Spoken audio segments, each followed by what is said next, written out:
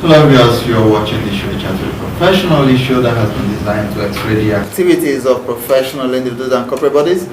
As always, my name is Martin Subu and I'm sure glad to be with you. Today on the show, we are going to have another professional in politics. Last week, you remember, I had one of the presidential candidates, Professor Patutomi. But this week, we are going to be discussing with a governorship candidate in one of the southwest states of Ogun. So I'm going to do the proper introduction by the time we get back for the interview segment. But for now, that's what we have for you this week. So please don't go away as we take on this short break. We'll be back.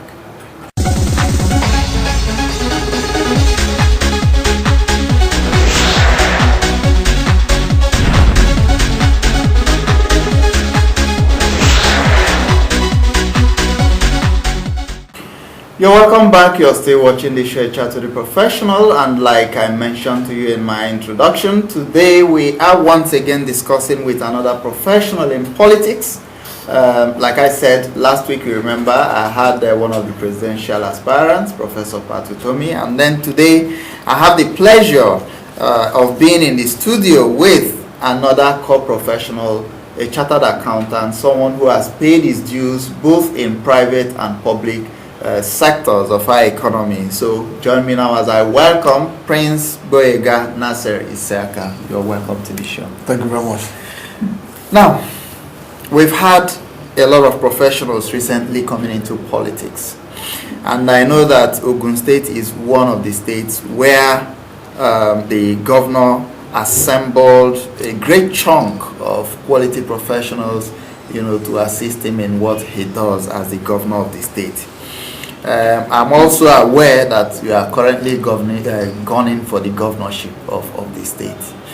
Would you like to share with us your experience as a professional in politics over the years? Well, thank you very much. Thank you for the opportunity. It's been quite, quite revealing, quite exciting. And I think I find every bit of my stay in politics very rewarding in terms of knowledge, enriching my knowledge and my contribution to the people. Yeah. Politics is all about people. It's all about making an environment better. It's all about making a generation, better for people that are coming behind.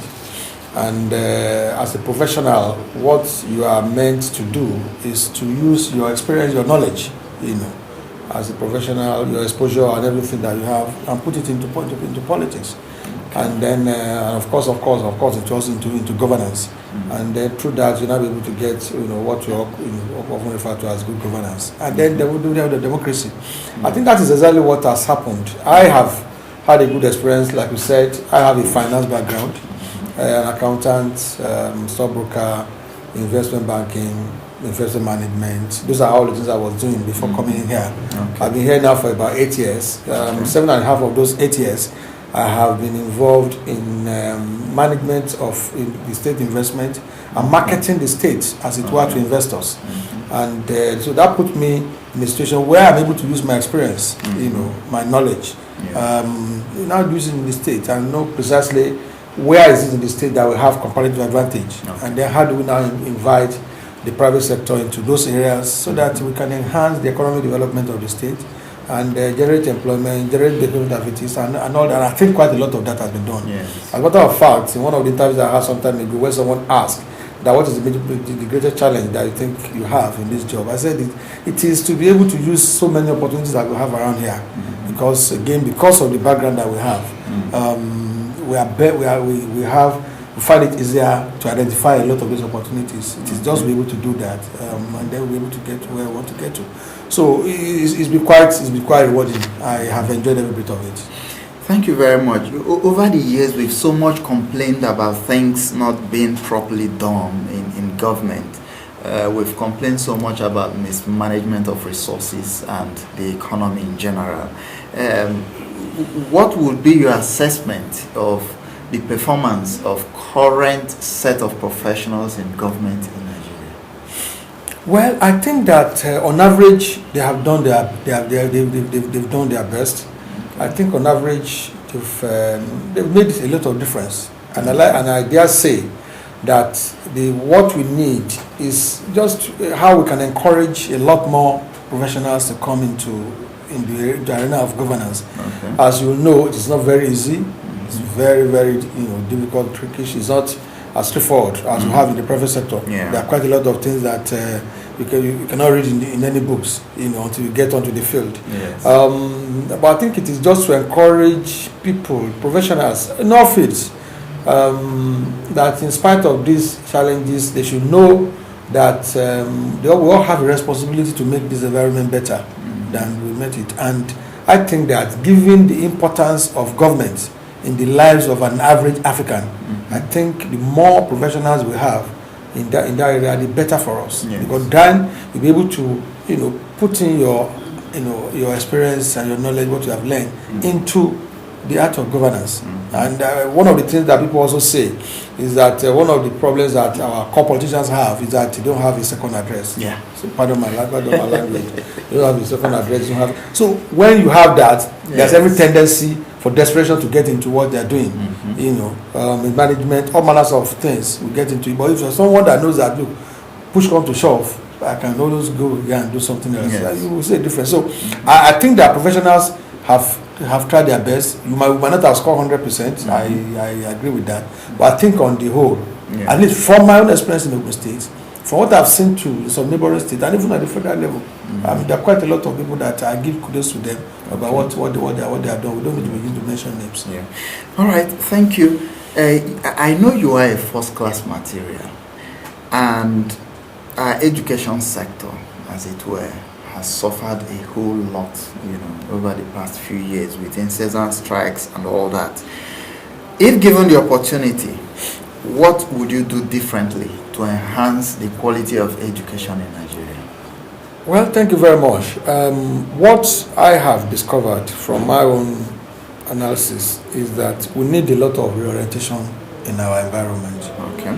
And something tells me that if we're able to improve on our value orientation, even up to 30%, 40%, we're likely to have about 50% in productivity and in the result that we get all over in all sectors, not just education. Because I think that where we got some of this things wrong really is in the value. What kind of value do people put? We are all students, we are all in school, we knew how we behaved in school, but is that how our people are behaving now? So one of the things that we want to really put a lot of emphasis on here is orientation and reorientation. Okay. We might not, given the extent that we have gone as a society, we might not be able to go back to the way it was in the 60s, overnight. Yeah. But we think that once we're able to do that, and we're able to put a lot of things into that, we are likely to get, because most of these things, problems we are talking about, a lot also have to do with the individuals. Yes, government will need to do one thing or the other, but how about even students, the lecturers, teachers, the university administrators, secondary school administrators, everybody. So I think that is really one area, because the major challenge that we have with our education system is equality. When you look at Ogun State, in the last 8 years, I'm sure the tertiary institutions that we have here are more than double.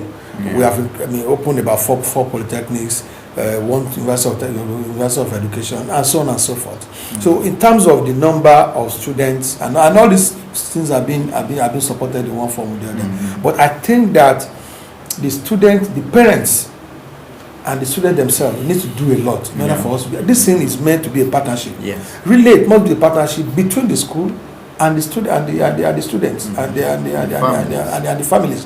And I think that is just an area that we need to look at. Of course, in terms of education, we have our plans, we have our programs. We want to place a lot of emphasis on science education, technical education, because we believe that is the future of the world, and our government is the government of this generation and the next generation. Yeah. So we have to put a lot of emphasis there. We are actually looking at creating what we call model science schools, so that people that have the competence and the skill, students of junior secondary school can go into that, have a bit more facilities, so that they can actually grow and compete very well in the highly competitive world, especially in the area of science and technology.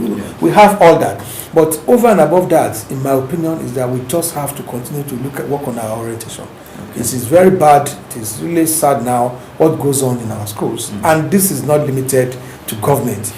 For God's sake, even the lecturers, the students, everybody. So it is the parents who have a lot of things to do. So I think that, for some reason, and something is telling me, like I said, that if we're able to work very well on that, the problems now become very clear. If it is funding, we know that it is funding. If it is this, then we know that it is that. But no matter how much amount of fund and everything that I put in the table, where you don't get the people and the orientation right, you are likely to get a good result out of it. So that really is my take.